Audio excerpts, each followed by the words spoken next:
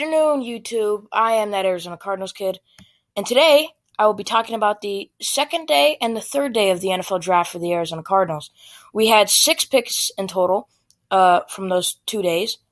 I already covered the first round, so be sure to check that out on my other videos on this YouTube channel.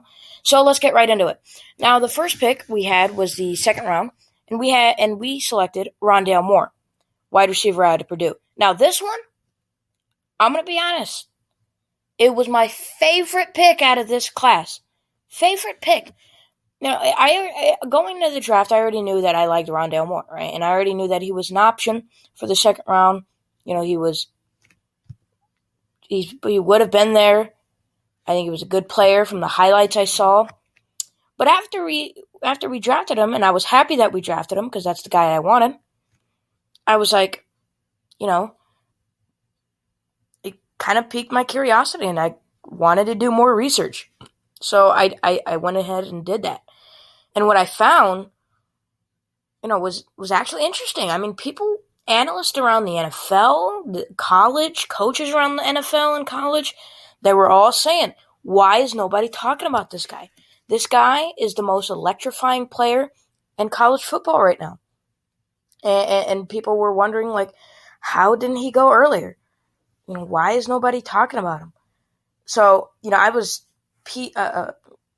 I was thrilled to find that. I thought it was, a great thing to hear from other people. And overall, I like this pick. This was a good pick. I can't wait to see Rondale Moore paired up with Kyler Murray. Now, this next pick here, we didn't have a third and a fourth going into the draft, but we did end up trading up into the fourth round to select Marco Wilson, cornerback out of Florida. I like this pick. I think it was a good pick. I don't know. I'm not going to say I don't know too much about Marco Wilson. All I can go off of was his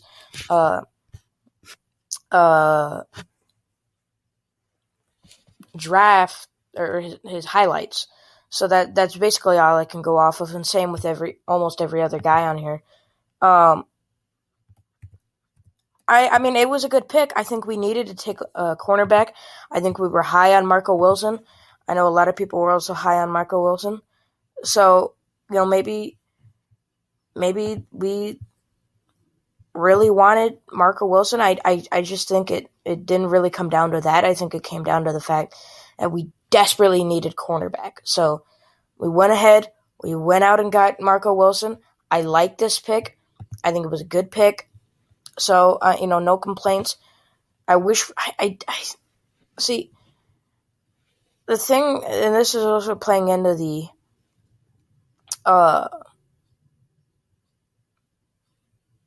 first selection that we had in the first round. I was really hoping for someone, maybe Caleb Farley, but I was more hoping for Greg Newsome. I would have liked that a lot more than Zaven Collins. So, but it's all moot now. I think we got Marco Wilson. I'm fine with Zaven Collins, but we got Marco Wilson, so I like it. It wasn't that bad. Now, we didn't have a fifth as a result of us trading up into the fourth round. So when it came time to pick, it was the sixth round, and we selected. I'm gonna botch this name. I'm totally gonna botch this name. So don't laugh at me, okay? It's not funny. Okay, I want to see you try to pronounce this name. Now, Victor Demakiji, defensive end out of Duke. I don't know. Okay, those names are hard to pronounce. So don't laugh. It's not funny. I can already see people laughing at this because I didn't know how to pronounce the person's name. Big deal. I don't know too much about this pick. I think maybe he'll definitely be depth player. I don't know. It must have been that, Steve Keim was high on him. I know he said that he reminded him of Marcus Golden. So that's kind of interesting. But I didn't mind the pick at all. I mean, I really don't know much about the guy. I didn't know who else was there. So I guess we saw something in him and we wanted to take him. Again, I'm not going to really say that much on there. But, this next pick was also in the 6th round. We had 2 6s and 2 7s. And the second pick in the 6th was Tay Gowan, cornerback at UCF. This one I knew a little bit more on. Actually, I heard some analysts and people think that he should have gone higher than Marco Wilson. Believe it or not, people thought that. I was shocked to hear that. I didn't think people wanted that or thought that. So I'm glad to hear that a lot of people think this was a good pick. This is definitely filling more position needs. Just because we drafted a cornerback in the 3rd or in the 4th, doesn't mean that we can't go out and get another one, because we do need to go out and get another one. And I mean, 4 corners is not enough. Okay, these guys have to be rotated in and off the field. Some of these guys will be playing special teams. If one gets injured, then you got none. You got a bunch of scrubs from the practice squad. So you see what I'm saying? You gotta build more depth, even though you have 4 cornerbacks. 4 cornerbacks isn't if you get someone else when you have 4 cornerbacks, that's not really building depth. That's filling a position need.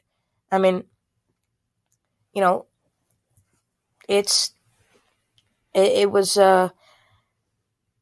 definitely a smart decision, in my opinion, to go after cornerback again, because there's nobody saying that we can't. I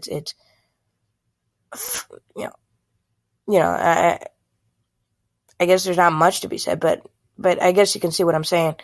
You build that depth.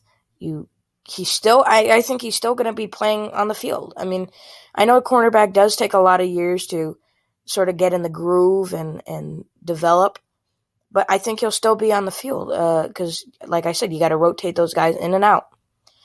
Now, this next pick here was also in the secondary, and it was James Wiggins, safety out of Cincinnati. Again, I'm going to be honest, I don't know much about James Wiggins. I heard that that we were high on him. I guess he's, pretty decent. Probably good value here for the 7th round. I don't know much on him. He's a free safety, strong safety hybrid.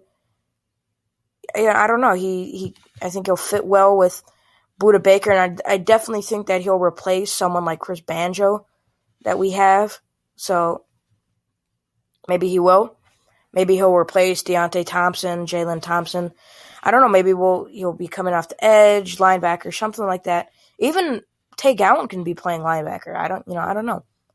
So again, there's not much to be said there. Now this next pick here, which is our last pick, round 7, Michael Menet, center out of Penn State. I didn't know much out of to be honest, I wasn't expecting a center here. I was expecting maybe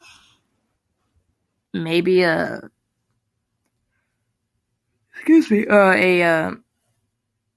tight end, but that didn't happen. I'm assuming we drafted center just because we really don't have anyone else besides Rodney Hudson, and if Rodney Hudson goes down, obviously you need another center. So I guess we thought, all right, Michael Menet, last pick here really doesn't matter that much, so why don't we go out and get him? I guess it's more of a depth pick. So I guess it's, yeah, I know he's big, but Rodney Hudson's all we have. That's not enough, obviously, for center, just in case he goes down. So I don't know. This was definitely an interesting draft.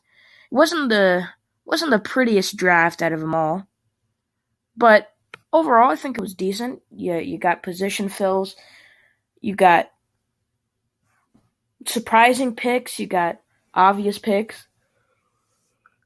So I don't know. Like I said, this wasn't the prettiest draft I've seen. But overall, I'd probably rate it maybe a C+.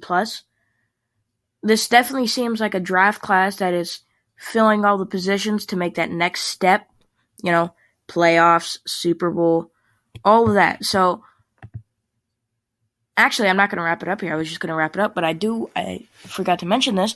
I do want to talk about our undrafted free agents because that also, is a part of our draft class. There wasn't too much. From what I saw, there was only 4 people. When I looked at it, there was only 4. There wasn't too many notable names. Lorenzo Burns, cornerback out of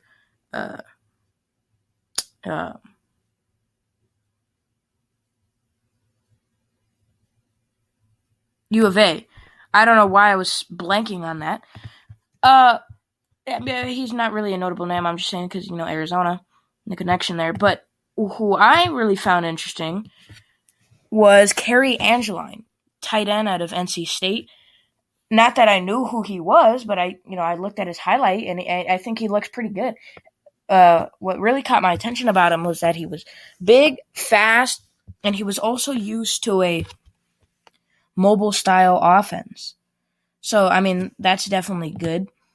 He'll fit right in with Kyler Murray, and he'll probably replace Dan Arnold since Dan Arnold wasn't really a high prospect.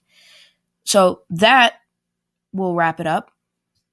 Like I said, I grade this class maybe C+, C, maybe even a B. But that's about it. I like this class. There were some picks that I really don't know much about it, and then there were some picks where I'm like, okay, I really like this pick. So thank you for watching, and have a good rest of your day.